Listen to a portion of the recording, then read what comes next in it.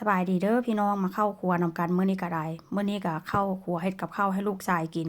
แล้วมื้อนี้ก็เป็นอีกมื้อหนึงที่ว่าค่อยหยุดงานเนาะเพราะว่าหยังย่าอาการย่าเพิ่นนั่นเข้าโรงพยาบาลหั้นน่ะพี่น้องที่ว่าค่อยเว้าไปเนาะ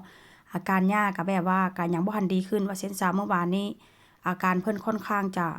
จะบ่ดีเนาะแล้วเขาเจ้าก็ส่งไปโรงพยาบาลใหญ่ในเมืองว่าเส้นซะอันมื้อนี้ค่อยก็เลยมาเข้าครัวพี่น้องถามว่าลูกกินข้าวอยู่โรงเรียนได้บ่ก็กินได้เนาะแต่ว่ามันก็ต้องไปจองหรือว่ามันมีแบบว่าการจองหั้นน่ะพี่น้องแล้วก็เข้าไปในหลายอย่างว่าเช่นซะ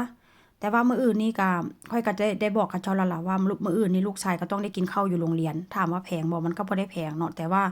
เฮาบ่ได้บอกล่วงหน้าอีหยังมันก็กะทันหันว่าเช่นซะพี่น้อง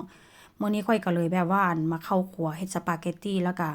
ต้มบรอกโคลีให้ลูกชายเป็นเมนูที่แบบว่าอีกเมนูหนึงนอกจากอบไก่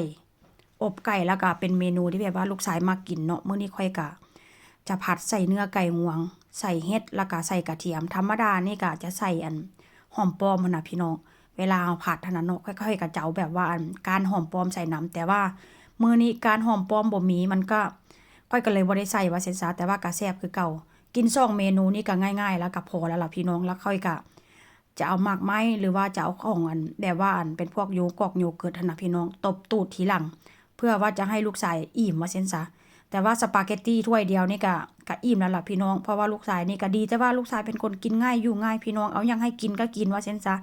แล้วอีกอย่างจีต้มผักปงผักปั่นมันบ่มีหั่นน่ะพี่น้องผักเพิกก็บ่ได้ซื้อ